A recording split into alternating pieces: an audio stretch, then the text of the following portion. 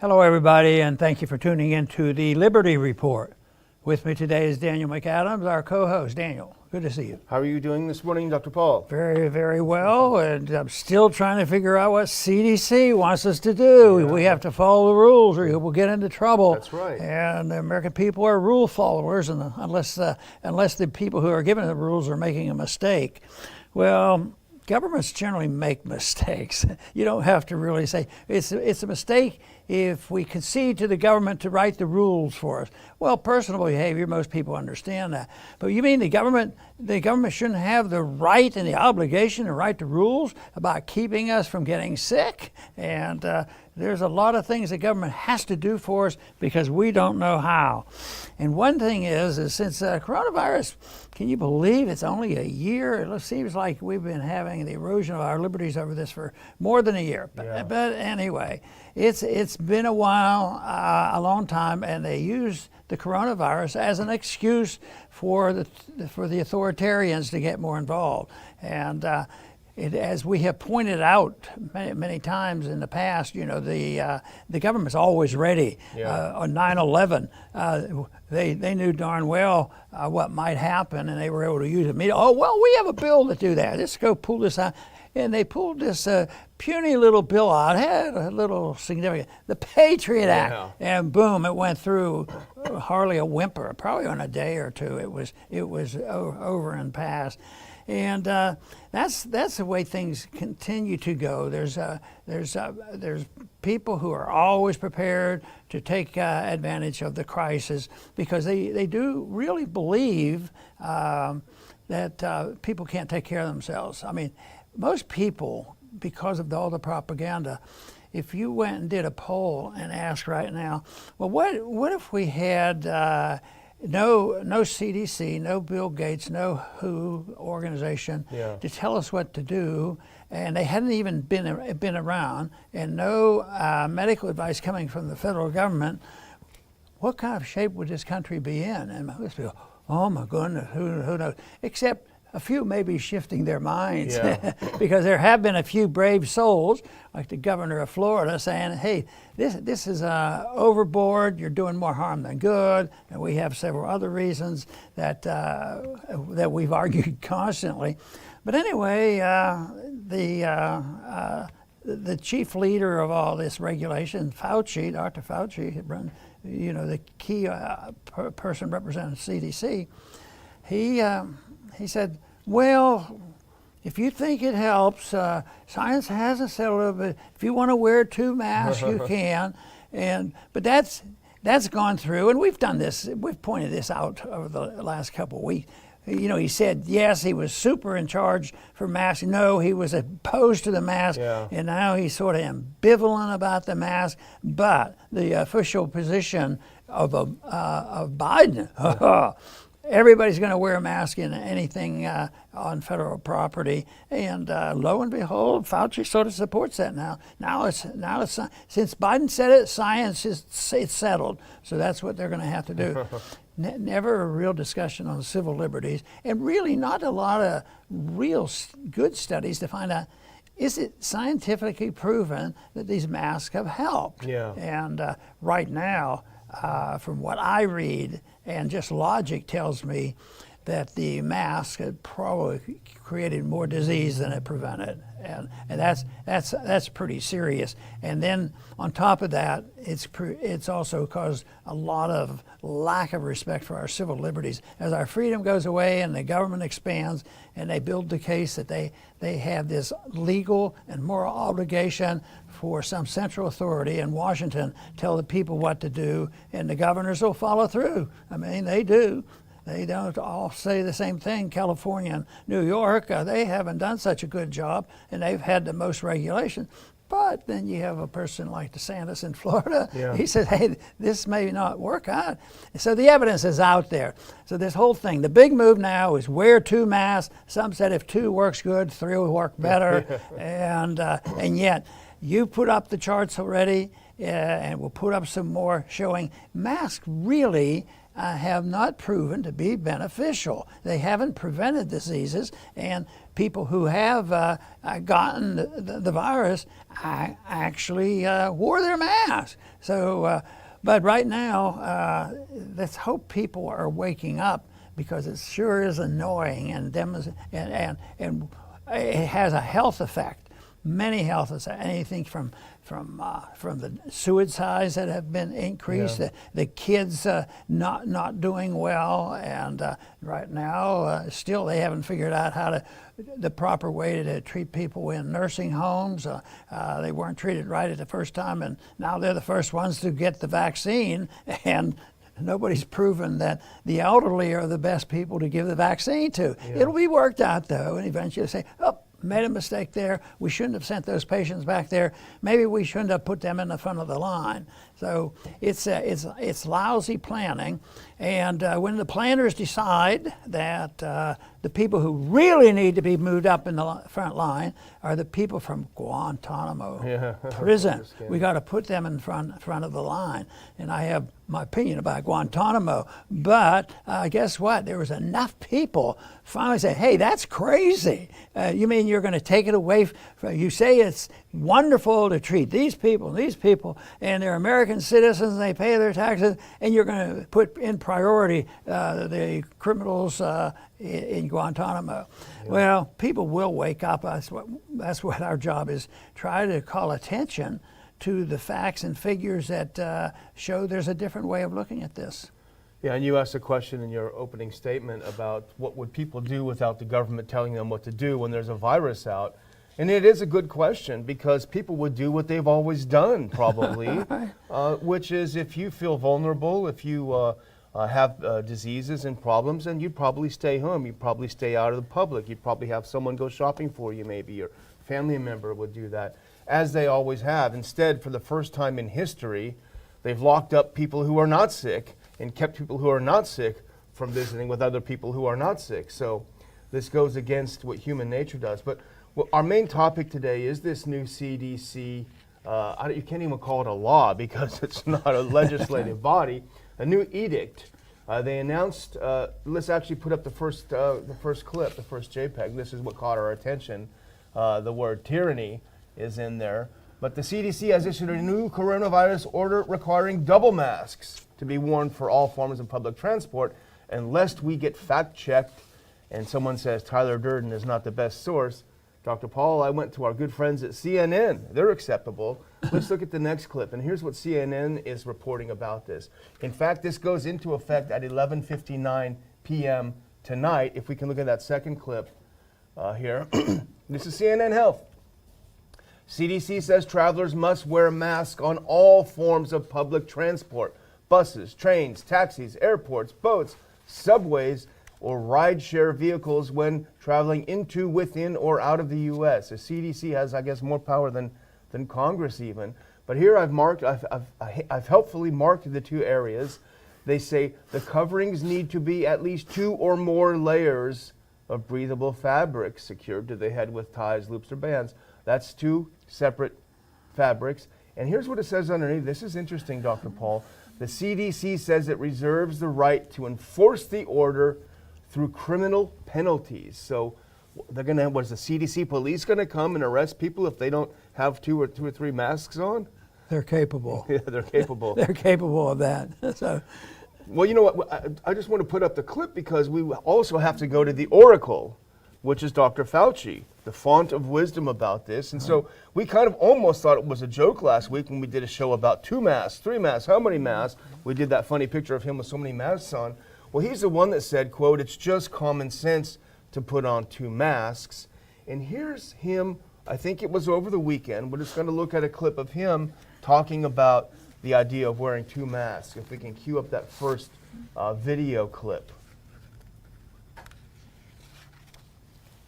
There are many people who feel, you know, if you really want to have an extra little bit of protection, maybe I should put 2 masks on. There's nothing wrong with that, but there's no data that indicates that that is going to make a difference. And that's the reason why the CDC has not changed their recommendations. That's what he said. There's no data that indicates it's going to make a difference. So what's going on here, Dr. Paul? Is it science? Is it not science? Well, what it does, it offers us an opportunity to suggest another alternative, a follow-up on what we've already mentioned, is what would it be like if we didn't have the government? Well, we're not likely to get rid of the government. We're not likely to get rid of the Faucis of the world. And the question is if there is a problem, maybe we can not violate anybody's liberty and permit both. So, if we were left to our own and not threatened with imprisonment if we don't do what they want, we could follow voluntarism. Yeah. If we have a church or a home or a business or whatever, maybe we could set our own rules for the people there. And the people who think that masks are very beneficial, there would be no prohibition against wearing a mask, so they could do it. But there would be prohibition by the people being forced to do it and then denied their freedoms. Yeah. They denied their jobs and different things. It's just very, very vicious. But it's right now we have this Faustiism, or Fauciism, Yeah. that they have to tell us what to do, and it doesn't obviously work. But if you want to wear a mask, and they don't have an answer to say, well, if masks are so good, why should you worry about me? Yeah. Or you're not really worried about me because I don't have a mask on. Oh, yes, no, they're worrying about spreading diseases, and they just accept outright, completely and totally, that the disease will be spread, and there's so many questions left about the epidemiology of what's going on here, because it's hard to identify, and I still am convinced that the speed in which they've done the vaccines that raises a lot of questions. And now we're starting to see some results that people are. The one impressive thing is that if you take health workers that have worked in the field of taking care of patients like this, there's a high percentage, more than 50%, don't want the vaccine. Yeah, a lot of people don't want it. Yeah. Well, on the masks, the charts speak for themselves, really, and they never want to talk about it. But when you talk, we've showed it so many times on here, we blew in the face over it. Here's where the mask mandate came in, and here's what the cases did. So it's always the same. But, it was almost funny last week when we did the show. And in fact, after the show, I was talking to my son. I said, guess what? They want people to wear 2 masks. And he started cracking up. He couldn't believe it. He said, how much are people going to take of this? I mean, this can't be real. But, it's even more. Dr. Scott Siegel, who's an anesthesiologist at Wake Forest University, he's recommending 4 masks. So forget about 3. That's a joke. I think it was Tom Woods who joked on Twitter or somewhere, how about if we just stop breathing and then there's no way, we'll put so many masks on, we'll stop breathing.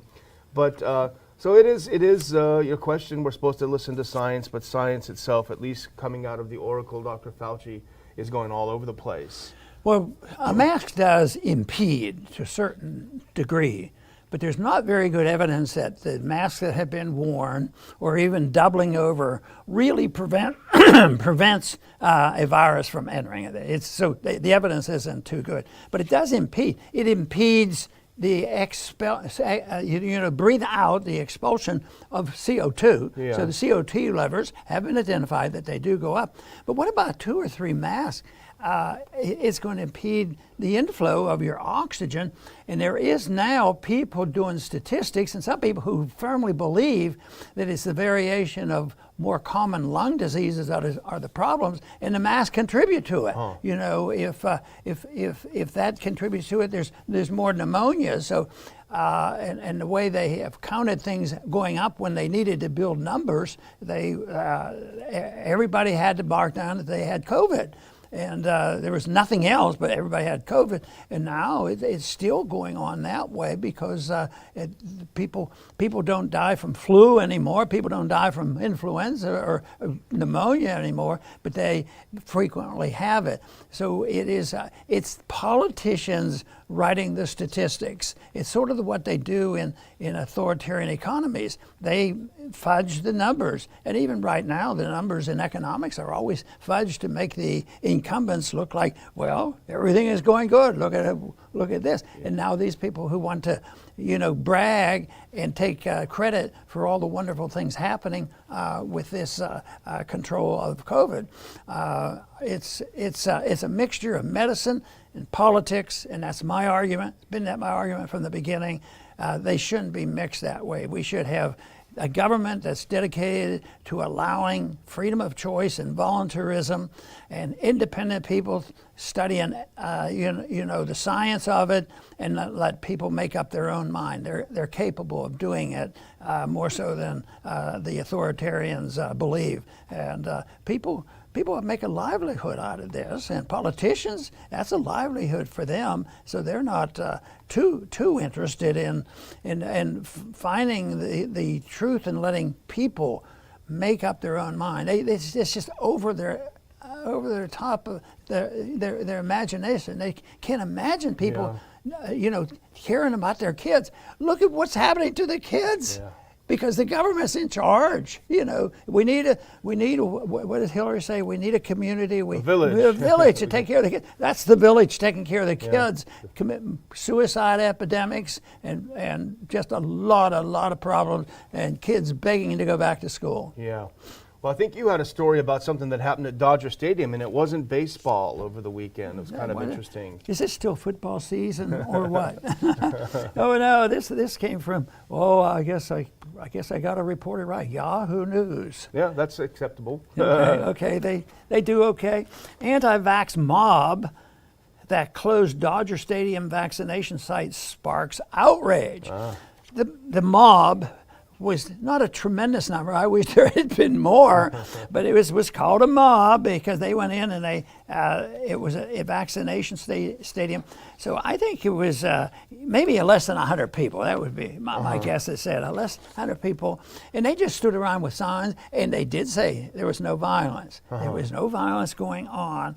But it was disruptive, and because they were actually putting signs out here, COVID equals a scam, end the lockdown, and it had an effect. They had to back off. I don't know whether it was completely, but it was significantly backed off from one entry, something like this. So this is what is necessary, and it's happening more and more all the time. People have to stand up for what they believe in, and numbers make a difference. And when the politicians hear it, they do respond to it. And I think we're going to be seeing more of this. So this really was a pretty good story. Yeah, it's interesting. That's from the LA Times, picked up by Yahoo News. Interesting use of the word mob, because, as you say, they were not violent. They weren't preventing people from going. They were simply standing there holding signs expressing their political view about the way the virus is being handled by the governments. Calling it a mob, to me at least, opens the door for these people to be prosecuted under a new domestic terrorism law. Right? Doesn't it sound like it? They're setting the stage. Hey, you're standing out there with the sign, you're going to prison for domestic terrorism as a mob. And that's really the big issue right now is, the word terrorism that was popularized after 9/11, and but they were foreign terrorists that came. But then it gradually changed, and it was hard to identify a terrorist, but you could do anything you want if they were a terrorist. But now it has changed, and it was sort of January 6th that made the difference. I mean, these were domestic terrorists. That's what they're called. Yeah. And we have to keep the troops. Congress won't even be able to meet if you have this danger there. So you have troops in Washington D.C. to protect against the terrorists. That whole term, whether it's a mob or terrorists, this is a motivation. How can anybody support the position of a terrorist? Of course. All those things that they've mentioned, especially after 9/11, they were all these people. They say, well, they kill him and assassinate Americans, and all he's a terrorist. Is he terrorist? No. What if you said the truth and said he's a suspect? Yeah. And maybe he deserves due process of law, like they claim they believe in at one time. But no, once you label them boy, then there's a loss of rule of law and a loss of due process. And that's, I think, our greatest danger. So there's not much concern about due process when you lose your right to speak out, now that the social media is controlled by individuals who are much too close to the government and are participants in government more than they should be. Yeah, well, Dodger Stadium is not the only place they had a protest. Actually, much bigger ones than this went on in Europe over the weekend, and they're growing. Brussels, Budapest, and Vienna had hundreds of people out. They're tired of being locked down. They're tired of losing their businesses and livelihoods. And in fact, we have, I think, that second video clip. There was a massive march in Denmark, of all places, usually very, very calm place. Let's look at just a few seconds of this massive firelight demonstration.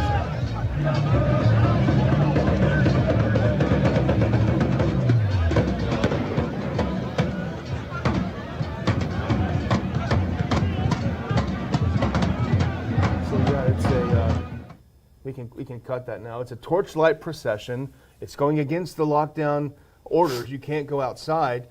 Here, thankfully, the police were not beating people up like they do in Paris and elsewhere in the UK.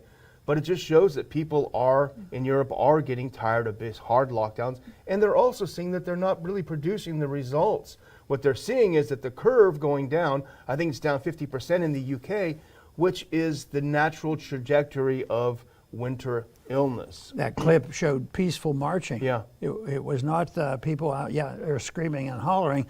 And we do know that a lot of the violence that occurred in the summertime, and I believe still continuing, because it's hard now to say who caused this and this, but there are a few people sometime acting as a red flag, going in and purposely causing violence to blame somebody else for it. So it is getting very messy, but I think it's a consequence of the type of system that we have. We've morphed into a political system that the politicians are supposed to take care of everything, whether it's medicine or whether it's education or whatever. The government knows best, and there is essentially a lot of failure with government, and when government fails, it's a big problem. You'd think people in New York would say, we've had enough.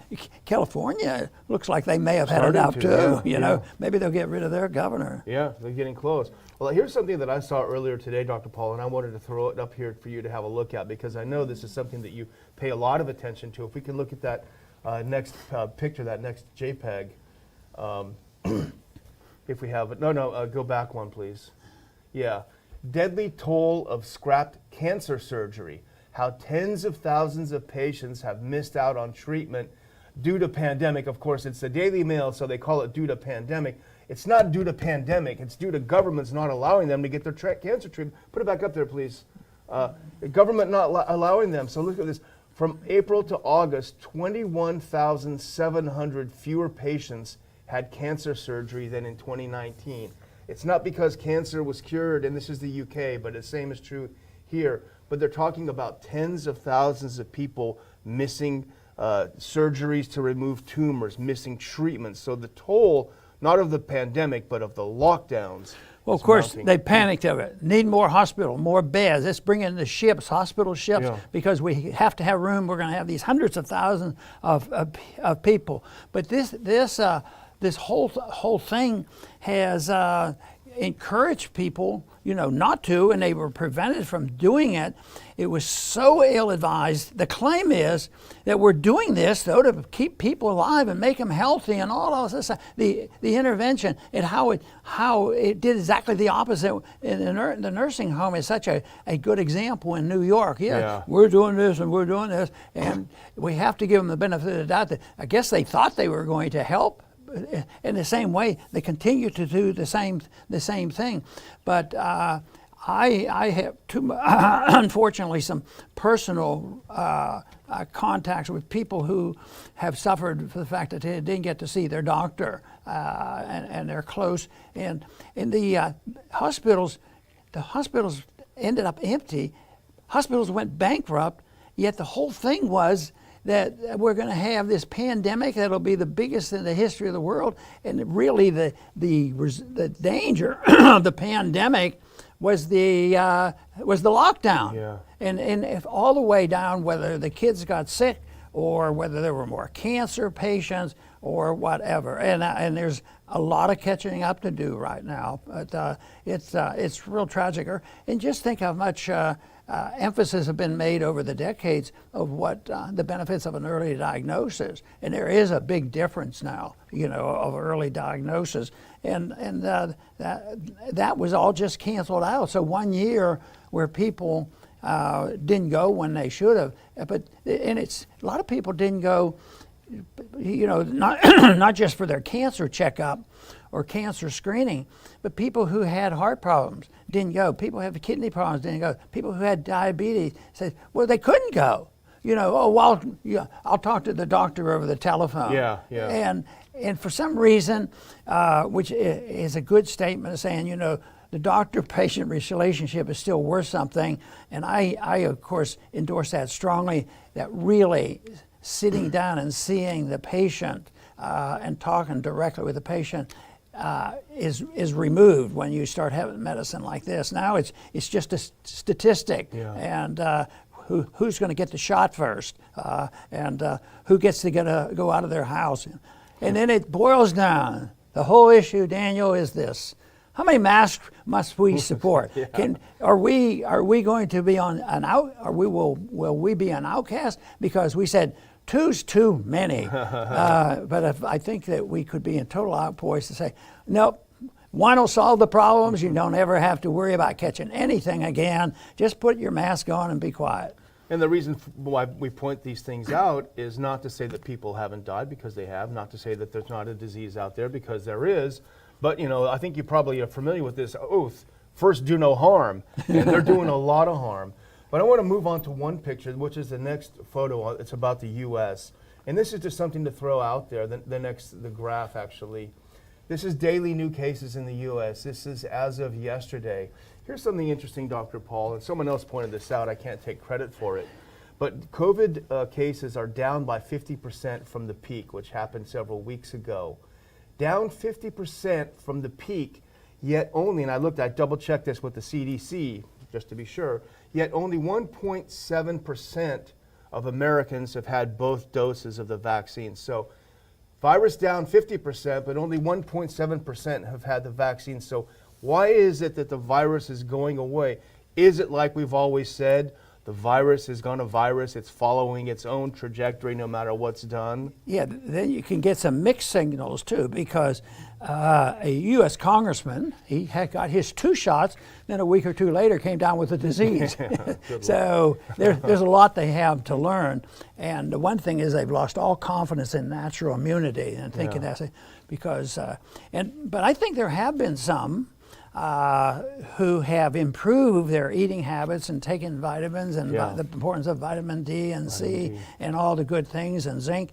I am a strong believer in that, and yet now there's still the controversy of the early on hydroxychloroquine. That's back in the news again. That was talked about in Ohio at different places, and it was known and it was being used, and there were strong believers in it, and it was well tested. It's been around for 40 or 50 years. It treats tuberculosis, so they know how it works and operates and what the side effects are, and yet at the beginning, the president was sort of impressed with it. He said, "Oh, I'm taking that," and at the same time, then that had to stop. So the president had to stop saying he takes it all. He has to take his fancy medicine and onto the other system. But the hydroxychloroquine, I don't have the evidence. I don't claim that I know, but just from my general view and understanding and reading this stuff, I'd be very sympathetic if somebody was very sick. don't do that. It'll kill you if you do that. I certainly don't have that attitude. But once again, it should be decided by individuals rather than one person one day doing that. One day, a person says no mask, the next day one mask, and the next day two masks. Oh, no, it's okay. Let's get rid of the mask. Yeah. This idea that there's some dictator that knows on a daily basis how many masks we're supposed to wear. Yeah, exactly. Well, you started out talking about DeSantis of Florida, and we do sing his praises a lot. We found there's a final Twitter video clip. The first 33 seconds of this are really something that everyone needs to see. So let's go ahead and watch that first 33 seconds of DeSantis. Florida also led and continues to lead on protecting the livelihoods of our people. While so many other states kept locking people down, Florida lifted people up. We believe every job is essential. You work in a restaurant, we have your back. If you are a hairstylist, we protect your right to earn a living. And if you are a parent, we ensure your kids have the right to attend school in person. Lockdowns do not work. There he said it. Lockdowns do not work. He said it. He said it. And South Dakota is also a very good model, but Florida is in many ways a better model. It's a larger state. It's much more populous. And it has an older population, which is interesting too. But he said, we believe every job is essential. We don't want to pick and choose who gets to go to work. And he did remove all restrictions on people in Florida. If the restrictions, if the lockdowns, if the masks work, then Florida should have gone through the roof after he did it in September. Let's have a look at Florida. Florida had a peak. It's called the winter flu season. And it's down, it's back down again. And so, but Florida should be much worse than Texas because in July, our governor gave us a mask mandate. Let's look at the next picture. Well, guess what? We didn't do much better than Florida with our mask mandate. And in fact, if you look back in July, when he gave us that mandate, and I can attest, even in Ron Paul country down here, Dr. Paul, when I walk in HEB, there's about 95% compliance and then some. We shouldn't have had that huge peak then if it worked so much better. Florida should have had a massive peak, and we shouldn't have, but here we go. If masks work to stop the virus, and we had a huge percentage of people that use the masks, we should not have had that huge thing there. So, well, I will just close on that note, Dr. Paul, because we had a nice Sunday. I don't know if you went outside. A little chilly, but it was nice. We went up to Houston after church and went to, there's a new park that opened, a nature park up in Memorial. And I'll tell you one thing, just from a psychological point of view, it was so fantastic to be out in Houston, and the thing, it was flipped. It was 95% of people without masks, and only a little group, 5% of people running around outside with masks on. And it just felt normal again to see people talking and visiting, kids playing, no one having a mask on, almost literally no one having a mask on. It was really nice. Well, we have to just keep hoping that it's going to continue and more people get confidence enough to throw away their mask and join civilization. So that is good. So I'm always hopeful that the people will wake up, but also try to understand exactly how we got here. That's a big question. How could we just shift and all of a sudden become so willing to go along with this and ask a few questions? Well, first, I think people have to be scared. There has to be fear. And that has to be a drumbeat by people in the media, people in government, people in the professors, the experts. They have to really scare the people. And I think it's over and beyond just reading an occasional article. There seems to be people who enjoy it or think it's necessary to do that in order to get the programs they want. But I think there's a big contest going on because over the years, certainly in my lifetime and longer, maybe throughout history, there's this argument about dependency. The people who really believe in big government, they have to condition people to be dependent. Because if you say, well, you should take care of yourself, you should do this, well, you have to have a reason. So you have to say, the government can do it better, they can do more for you, and they can make you safe and secure, and people are brought in, and if you're a wealthy nation like we have been, actually it seems like a pretty good deal. And in some ways, the economic recovery of these last year seems like, well, you can't complain too much. There's still a lot of problems, but creating $6 trillion has sort of helped a lot of people out.